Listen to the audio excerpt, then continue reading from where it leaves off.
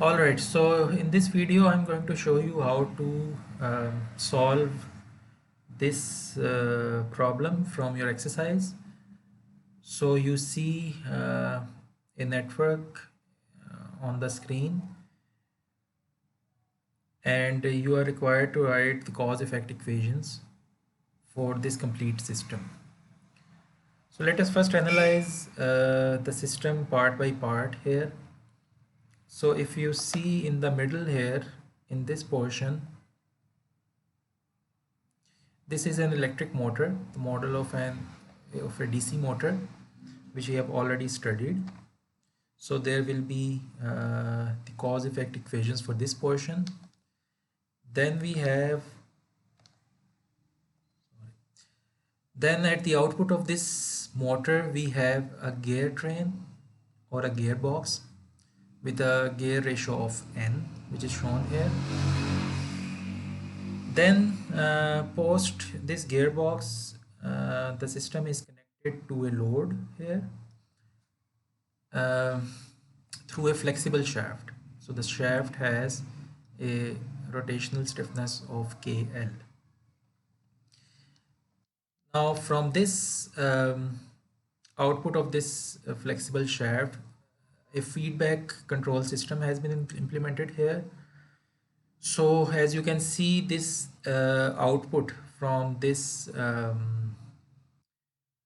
shaft is then taken out, and here it is compared against the reference value of the angle. So here we have theta naught, which is being compared with theta r. So the difference generates an error signal theta e, and after these this error signal, we have the gains ks and k. So the first gain converts this theta e into an error signal, or a voltage actually, and then we have an amplification of this voltage by this gain, and as a result we have this applied electrical voltage to the motor. So this is the complete system. What we are required to do is to write the equations that govern this whole system. So we will take this system part by part and then write these equations. So we usually start from the left side of the system, and here when you see this block, and here this plus and minus sign is written, so we can write the output of this block as theta e, right, which is equal to theta r, that is the reference angle, minus theta naught, the one which has been obtained from the real system, the current angular position of the shaft. Similarly, after this theta e is obtained, we have the gain ks. So the output after this gain ks will be equal to k multiplied by theta e.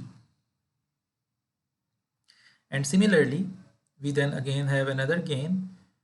So the output EA is actually equal to, so here it was ks, the first gain is ks, now the second gain is simply k, and it is multiplied by this variable e,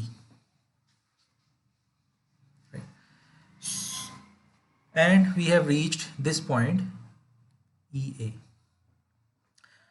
Now this EA is actually the applied voltage to the motor. This is the input voltage, and we know from our previous knowledge that the cause-effect equation for this system is EA minus EB, which is the back EMF of the motor, so EB here, and it is equal to the voltage drops across the resistor and the inductor here.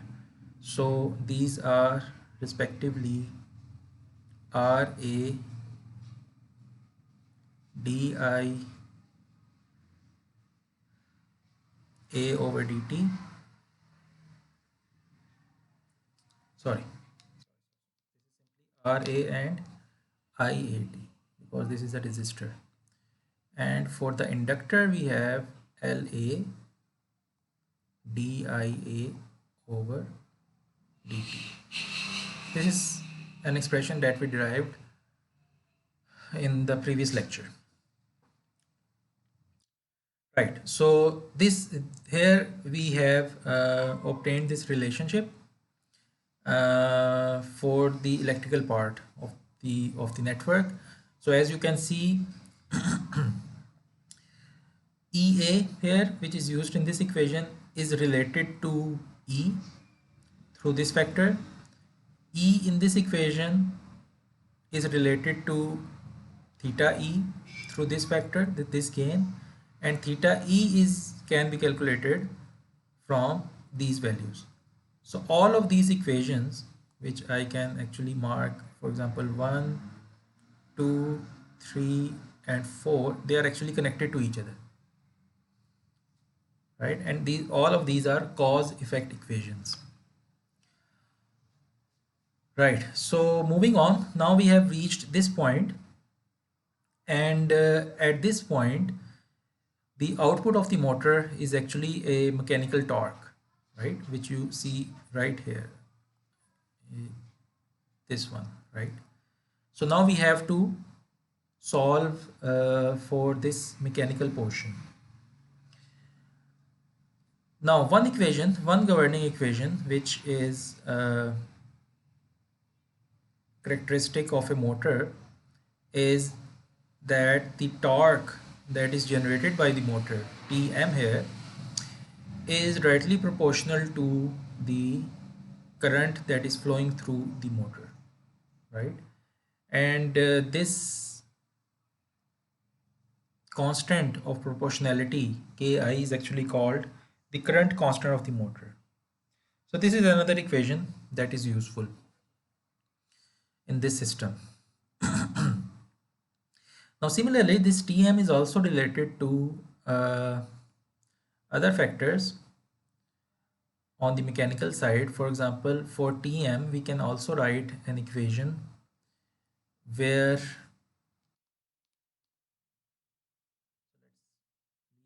space there. So Tm is actually also equal to the product of rotor inertia Jm and double derivative of the angle that the motor rotates. And on the left hand side, in this Tm, we actually have to subtract the effects of friction. So we use viscous friction model as before. So Tm minus b theta m dot. And there will be another factor that is when you draw a free body diagram, which I am going to do next, you will see that since this motor shaft is connected to a flexible shaft post gear train, so there will be some restoring force in this shaft, and that actually you can observe if you draw the free body diagram of the motor. So recall when we solved the rotational systems, so we considered the rotational inertia of the motor rotor as Jm, and if this motor is generating a torque Tm and it has a position variable of theta m, which is our state variable, one of the state variables. So since it is connected to a flexible shaft, so the flexible shaft is going to act in the opposite direction of this motion, because it is going to act as a spring. So if this motor is rotating counterclockwise, there will be a restoring force here by the shaft, which we call TS, S for spring, which is in the opposite direction. However, this motor shaft here, let me highlight. So this motor shaft here and this flexible shaft are not connected directly, but in fact there is a gearbox in between. So we have to incorporate the gear ratio of this gearbox here, and that is represented by N. And this N is going to be multiplied by this value of TS. So this is the only major difference here, that you have to incorporate N here. Now, on the other end of this shaft, we have the load. So we have to draw a free body diagram for the load as well. So let's draw a free body diagram for the load, which is on the other end of this flexible shaft. And as I told earlier, that when you have made the directions for this for the motor side, for example, theta m and theta L are going to be in the same direction, and whatever you decide the direction for this restoring force on the motor, you have to draw the opposite on the load.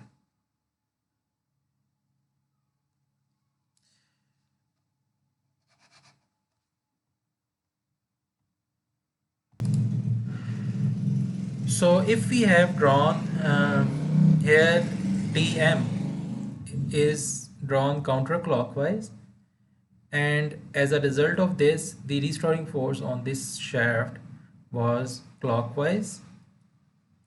So this Ts, when drawn on the load, it will have the opposite direction. So it will again be counterclockwise here, because on the motor it was clockwise. And this load has the same direction of rotation as the motor. So if it is counterclockwise here, it has to be counterclockwise here.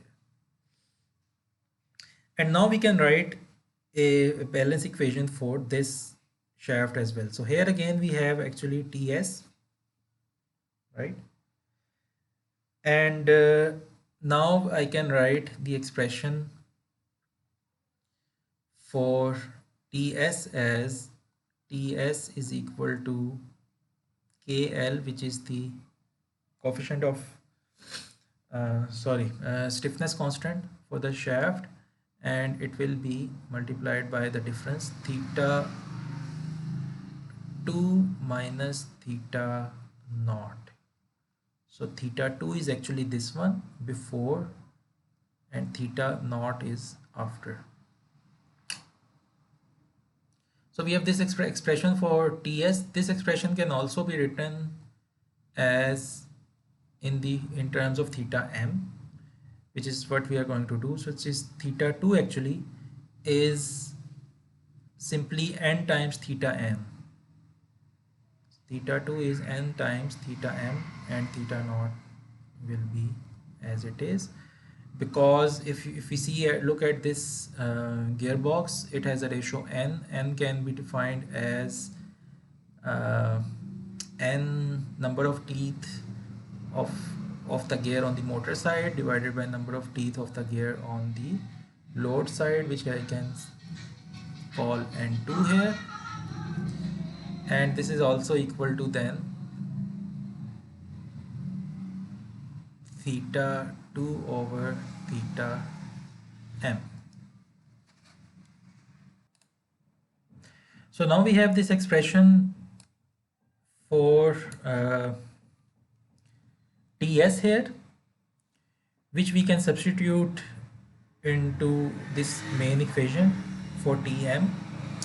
So Tm actually can be written as Tm minus b theta m dot minus n times Ts. So for Ts I'm going to replace this with Kn, then Kl n theta m minus theta naught, and all of that is equal to actually Jm theta m double dot,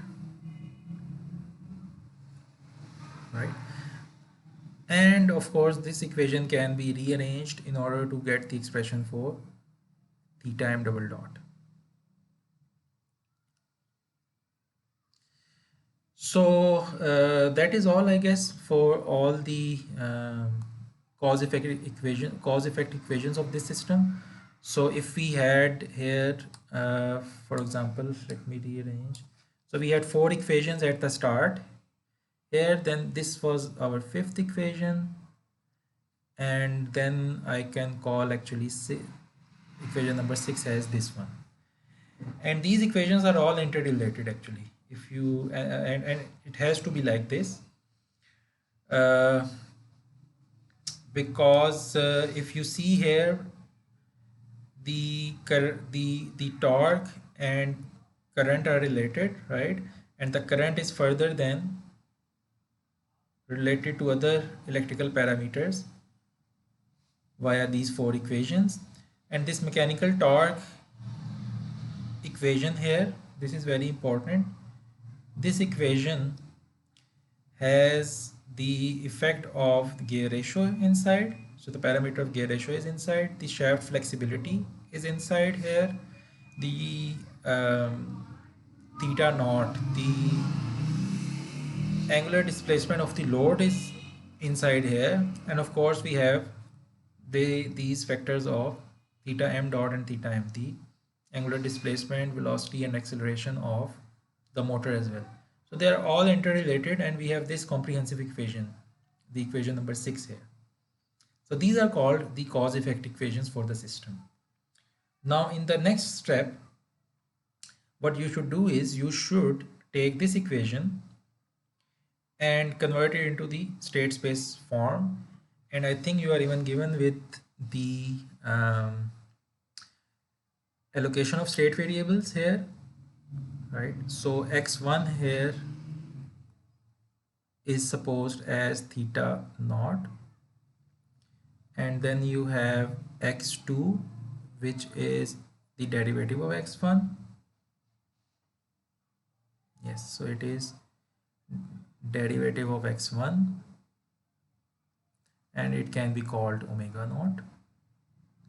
Similarly, you have x3, and here it is taken as theta m, so the displacement of the motor. And then we similarly have x4, which is the first derivative of x3, and it is called omega m. And lastly, since this is the electrical components are also there, so we have to let IA here. So the current, the electrical current, that is our state variable from the electrical side. So that is being let as x5. Now as you know that for all the state variables, we have to have the equations for their first derivative. So for example, for x1 we have this equation of its first derivative. For x2 we have the equation for its first derivative. Okay, I did not write it here, so I'm going to write it here. So when you have omega naught dot, so it is actually theta naught double dot, right? And this is actually the equation for the load, and this equation can simply be written as, when you have drawn this for the load equation, for this free body diagram for the load, here this whole expression KL n times theta m minus theta naught is actually equal to JL theta theta naught here, sorry, theta naught double dot. So this is one equation where you have this theta naught double dot. These can be equated. Similarly, for x3 you have the derivative here, and for x4 it will be the derivative of omega m, which is theta m double dot actually. So here is the equation for that. And for x5 dot, meaning the first derivative of IA. So here you have it. This equation can be rearranged. So you have the derivative equations for all the state variables which are required to convert this system into state space form. So next what you should do is now use all this information and try to write the matrices A here, which is multiplied by your x, and then B, which is multiplied by your input of the system.